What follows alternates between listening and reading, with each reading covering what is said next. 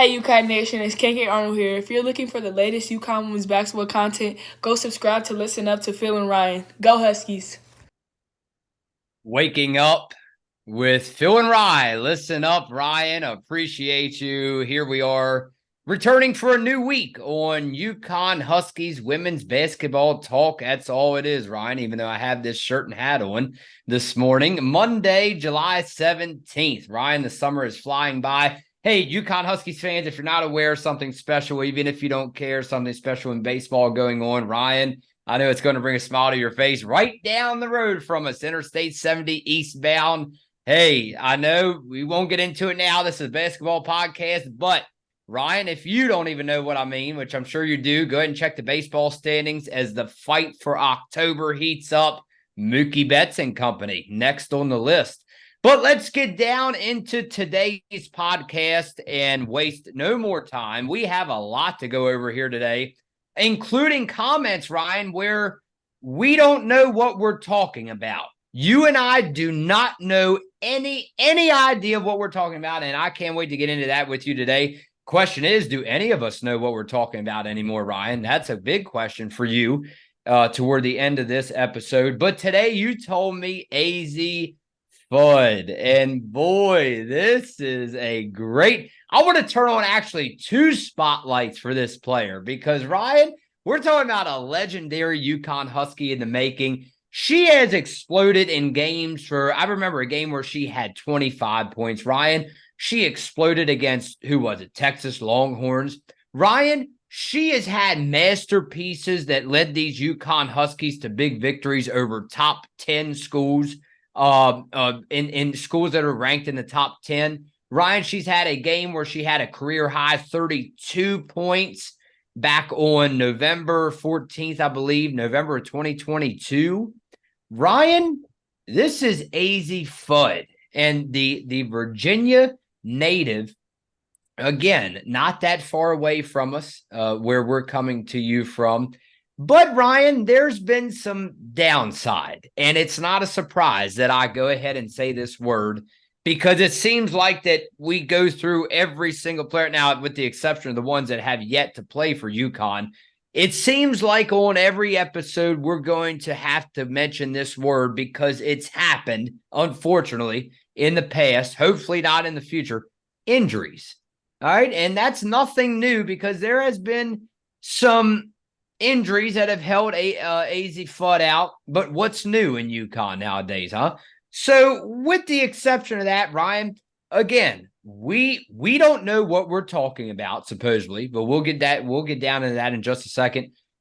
She has been considered the best shooter ever, possibly, maybe in UConn Huskies history, maybe in women's basketball. What happens, Ryan? What happens 2023-24? As, again, I warned you, it just gets more exciting. To me, this, not to take anything away, no disrespect to the rest of the players, it just gets that more exciting just a little bit. The spotlight, two spotlights this morning, Ryan, on Azzi Fudd. Yeah, it definitely does get more exciting as we keep moving up on the list. And of course, today is Azzi Fudd. And that was very well said, and I think she is probably one of the best shooters in UConn history, in college basketball today for women's college basketball. And we definitely saw that on display right out of the gates as soon as she was a freshman. You talked about some of the games that she had put up career highs, and then of course beat those career highs this past year as well. I always go back to that Tennessee game where she scored, I believe, 25. Tennessee, that's who it was. Not Texas, Tennessee. Yeah. Yeah, and it was just a great game. And I think that was one of the games where she really kind of busted onto the scene and really broke out as a player and really had a huge momentum swing from there. And she really, like I said, broke out and kept on shooting really, really well from that game. And of course, there's been a lot of other games where she's scored a bunch of points. And last year, she was making a case for National Player of the Year up until, like you said, unfortunately, we have to talk about it with every single player. It seems like when she suffered that knee injury that held her out I believe it was at least a month that she was out, and I think she at least missed, I think, around 20 or so games last season. So that was definitely really unfortunate and disappointing for all of us, because I think if she would have stayed healthy for most of the entire season, she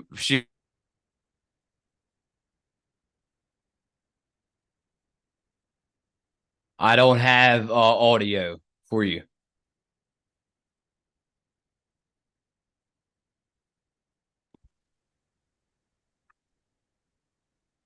How about now? Is that better? There it There we is. go. Okay. Well, I thought I fixed my microphone problem for the past couple episodes, but I This guess I dates back to didn't. 2 months ago, I guess Ryan. I So we did. apologize for that one. Always something here on Listen Up. But as we resume with Azzi Fudd, But yeah, like I was saying, she definitely could have made a vote or a top spot for National Player of the Year.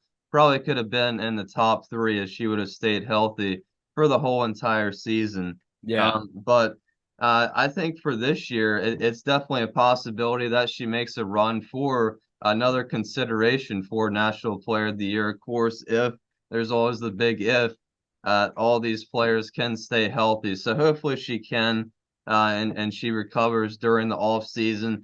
Definitely has one of a kind shot, one of a kind motion. It's such a quick motion. And we even saw last year where a lot of teams eventually double teamed her to try to stop her from scoring and getting off a shot. It's really hard to stop Azzi Fudd from shooting the basketball because she has such a quick release. She can find her spots.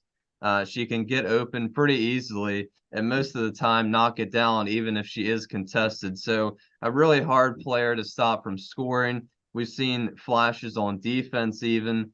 But I think there definitely is some room for improvement, especially on the defensive side, and maybe possibly even on the offensive side. I think bringing Paige Beckers and a couple other players back into the mix this season, but especially Paige Beckers, it's going to make the offense more balanced, I'd say, and definitely draw some of the attention off of Azzi Fudd. So I think that could possibly help Azzi score even more points, and I think it's going to just overall get the ball distributed even more. So looking forward to another great season with Azzi Fudd.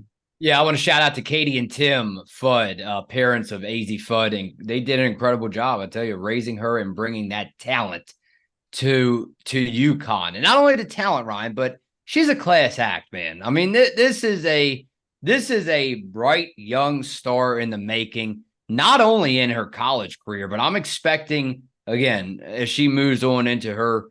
Hopefully, we see her in the W. I think that you're really seeing a class act on and off the court. This is a very good person, down to earth kind of player, somebody that you want to be around, on the basketball court, someone we talk about it all the time, someone that makes you a better person, on and off the court. And we talk about Paige Beckers as a top player in that respect when we talk about making you better.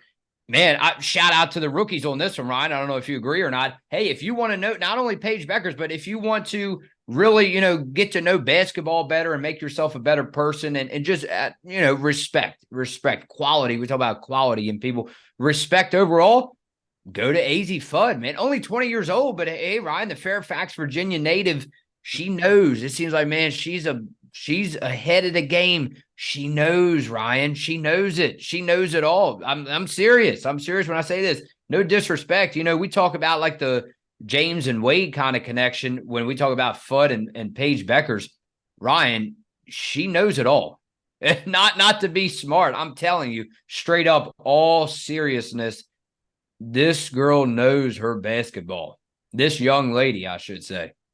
Yeah, and it's amazing to think that, because I think we forget most of the time, or I definitely do, how young these women actually are, 19, 20, Yeah. 21 years old, and they still have so much to learn, even for college and especially at the next level. But they're still so smart when it comes to the game of basketball. and outside the game of basketball, helping out in the community, and all that other stuff, and working on their academics and trying to get whatever degree they're getting. But especially for the game of basketball, and especially as a UConn Husky, you definitely need to know the game of basketball overall for it to work sometimes. And the Geno's system, expects a lot out of his players, definitely to be mentally sharp, and definitely on your game mentally, physically, all the time. So Yeah. it definitely is, I'm sure, a challenge at some times during the season.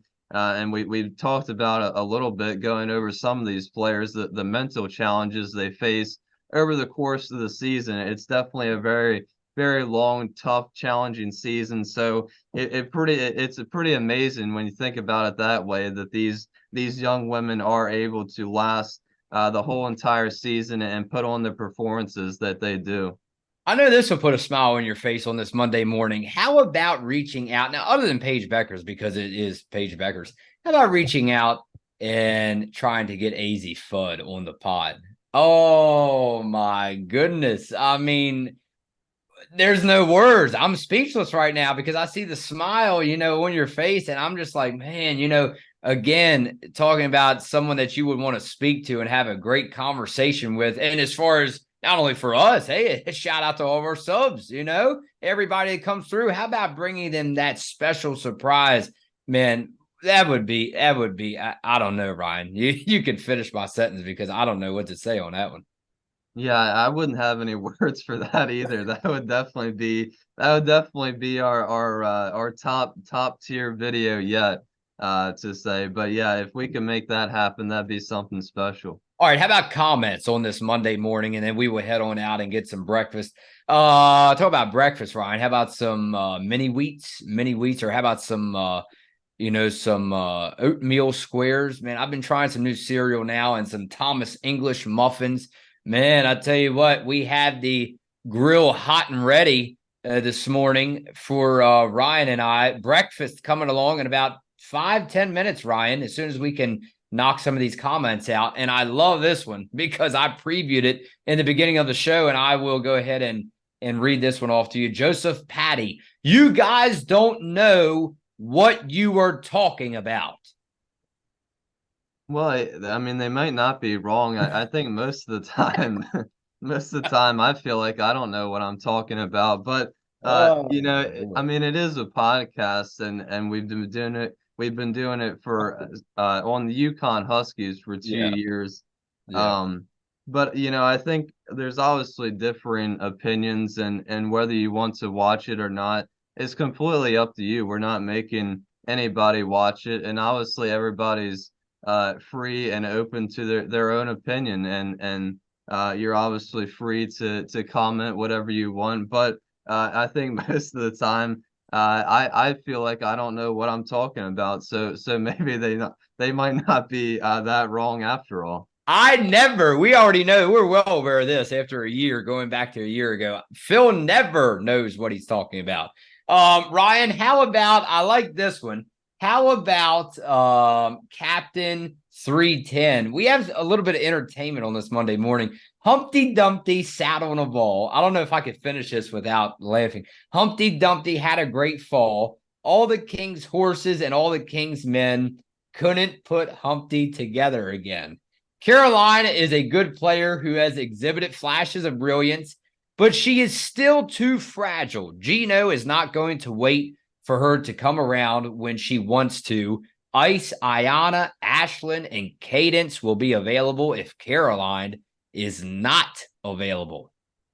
I think that's the main worry, that there's so many players awaiting now, and that have come onto the team even this season, and a couple of the sophomores as well that are waiting anxiously and are ready to play, that are completely healthy. So maybe if players like Caroline and Amari aren't ready for the season, or still mentally, physically not ready for the start of the season, there's definitely players that can step up and that are going to be ready to play. So it should be another really interesting season when it comes to the players that get injured, who's going to get the minutes off the bench between all the rookies that are coming in, a couple of the sophomores that we have on this team. There's still so many questions that we can't really answer until the first game of the season starts. Here he is, the legend. We'll call him the legend of Listen Up. That's not going too far, in my opinion. Jason D'Amico, the disruptive one, brought up a point in the comments below that both Caroline and Nika will not start. Stroking my beard. That could be true if Ice Brady has a good fall. Yes, has a good fall. But here is my take. How do you bench a defensive player of the year in Nika? Caroline may be with all her issues, but Nika has yet to screw up so badly that she is not worthy to start. Also, we are not sure that Paige will be 100% by game day. Still a lot of question marks with the overall health of this team. Peace. Yeah, I agree with the Caroline bit, and like we just said with the last comment, it's possible that she might not be ready for the start of the season, and somebody has to step up. Or like Jason mentioned, another player has a great off season in the fall, and a couple of the preseason games, the European trip, and maybe Gino feels that it's best that that player starts, and like I said, leaves Caroline on the bench.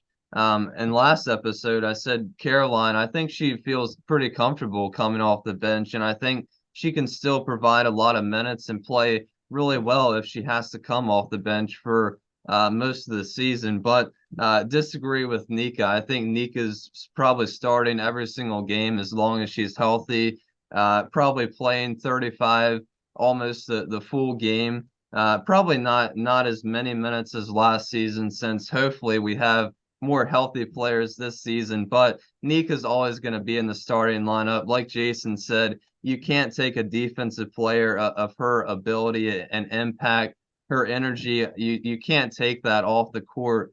Even though she did struggle a little bit last season with the fouls and turnovers, you can't take a player like Nika Mule off the court. Grobel, UConn latest offer to class of 2026. Addison, hopefully I'm saying the last name right, Bjorn, 6'0 guard, number 8 ranked in the class, part of the FIBA gold medal U16 team in June. And then he goes, Aubrey Griffin will be the difference maker. Just wait and see. Or excuse me, that second comment was from Donna. So again, Ryan, we have Grobel updating us on Addison Bjorn. That's way into the future. You're talking about 2026. And then you have Donna, who goes, Aubrey Griffin will be the difference maker. Just wait and see. Well, we definitely appreciate all the recruiting updates and the offers that UConn puts in. Definitely always excited for the future of this team. And Aubrey Griffin, I can't wait until we get to her episode as well, because she's definitely a player that I think a lot of people in general don't really talk about. Just kind of does her own thing and is able to make, I'd say, a more quiet, silent impact to every single game. And she had a couple good games last season that really impacted the UConn Huskies winning a couple of those games. So Aubrey Griffin can definitely have a breakout season, in my opinion. But that should be a really exciting episode when we get to talk about Aubrey Griffin. Hey, not only to UConn Nation, but shout out to everyone on this. Guys, this is your Monday morning reminder from Ryan and I that you can handle whatever, and we mean whatever, this week throws at you. We know it's tough out there. Stay strong. And Ryan, I will see you. What do they call it? I know you laugh every time I bring that Camel commercial up when he walks through the office. Hump day. Yeah. Ryan, I'll see you Wednesday. Phil and Rye, listen up.